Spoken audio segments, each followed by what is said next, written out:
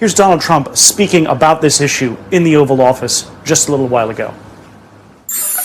Look, there's a chance of massive conflict. We have a lot of American people in this area, and I said, we got to tell them to get out because something could happen soon. And I don't want to be the one that didn't give any warning and missiles are flying into their buildings. It's possible. So I had to do it. From Iran's president, who essentially said that they will continue to enrich uranium, and that if there are any of their facilities are destroyed, that he vowed essentially to rebuild them. So pretty tough language from the Iranian president there on this possibility. But again, three sources familiar with the situation telling us that Israel is considering some kind of military action against Iran in coming days. The Israelis could launch a military strike in the coming days, and that they will likely do it without the support of the U.S. Reporters just asked President Trump about it at the White House minutes ago. Take a listen.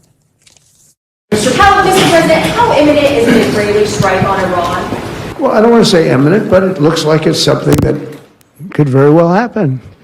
Look, it's very simple, not complicated. Iran cannot have a nuclear weapon. Other than that, I want them to be successful. I want them to be tremendous. We'll help them be successful. We'll trade with them. We'll do whatever is necessary. Or do you think it's set to happen with Israel now giving American staff time to get out of the region? I don't think it's grandstanding. I think we are getting pretty close to a time when a strike is going to happen, and withdrawing non-essential embassy staff is pretty much the last thing that the Americans need to do. Trump's style here is, to give him credit, he attempted to have a negotiation with the Iranians. There were 5 rounds of negotiations, but I think Trump will realize that was getting nowhere and will very quickly move back to what Israel has wanted to do pretty much since December. And that strike, while they still can, before Iran does get nuclear weapons, and before they're able to rebuild a significant part of their air defense capabilities, which were destroyed in the previous Israeli strike. So I think we are now getting pretty close to a strike. The final piece being that America has to decide that they want to support Israel for that purpose. And I think by looking at the withdrawal of staff, we're now seeing that that's the decision that the US has come to. And another thing to consider about the timing is President Trump has spoken more pessimistically about the nuclear deal with Iran that he's trying to negotiate. So all of those things have come at the same time and have really raised concerns that this is a moment that the Israelis might choose to strike.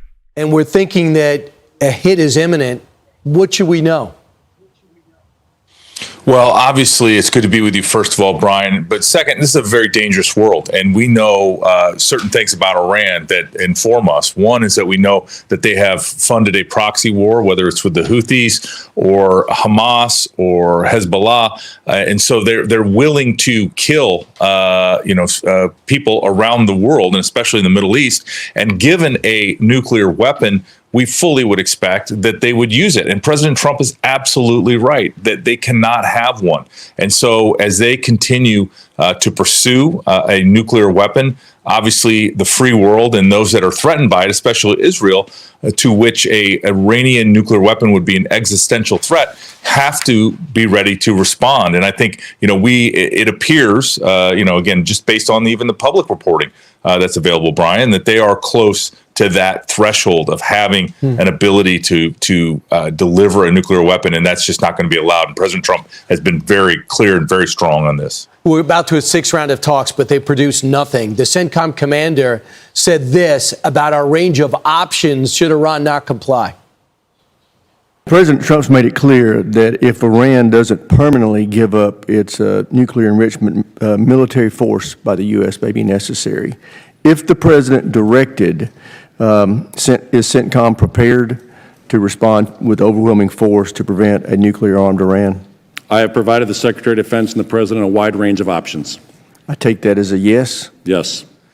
Now, the big question is if they are willing to go along with an Israeli attack, because certainly a coordinated U.S.-Israeli attack on Iranian nuclear facilities would be more profound than Israel going it alone, so to speak. But they would have to at least get the green light. Obviously, Witkoff knows all of this. So potentially we're seeing the evacuation of personnel. We're seeing a lot of this bluster as a means to sort of up the ante prior to these negotiations. Yeah, I mean, we heard about this last night, Allison. It sounds like the State Department is very worried that Iran will choose to retaliate not just or only against Israeli targets, but also against American targets in the region.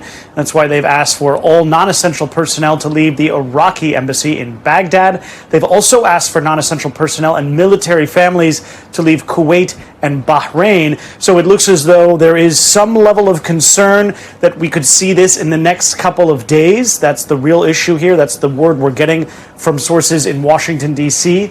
But whether or not the Trump administration is able to stop this, that's one of the big issues here. You can tell Donald Trump doesn't want to see this happen. He wants to see his negotiations, which are ongoing, going through and coming to a deal with the Iranians. The sixth meeting of the Iranians and the U.S. negotiators is happening in Oman on Sunday. So, it's unclear whether or not the Israelis are going to go through with some sort of strike before they give that one last chance. Some of the people that I've been speaking to here who have a lot of experience working in the Israeli intelligence establishment, they say it's really unlikely that Israel is going to do this without a green light from the U.S. The IAEA declaring Thursday Iran is not complying with nuclear non-proliferation obligations, the first time the UN's watchdog has passed a resolution against the country in 20 years. What did you think when you saw that headline?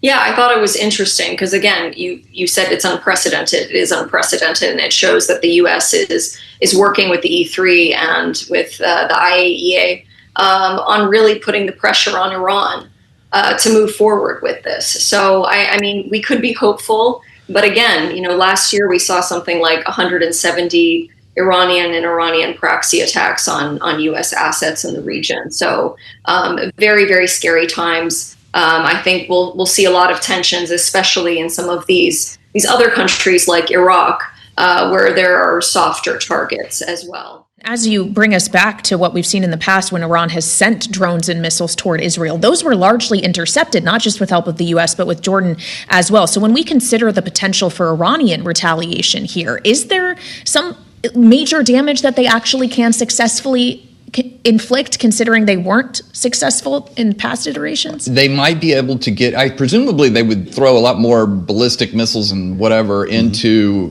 Israel, so it may well hit this time. But I think what they're really worried about, the United States in particular, is would the Iranians hit the Gulf allies of Israel and the United States? What would happen in Saudi Arabia? Remember, they hit Abqaiq last time, the big gigantic oil facility. They've also taken, at least the Houthis have taken shots in the UAE before. So I think the Iranians have signaled, you know what, if we get hit, don't think that it's just coming back at Israel. It may come also to your Gulf allies. So that's a big conflagration right there. President Trump in the first term decided to pull out of the Iran nuclear deal. Iran has continued to develop its nuclear capacity, and it's continued to enrich uranium.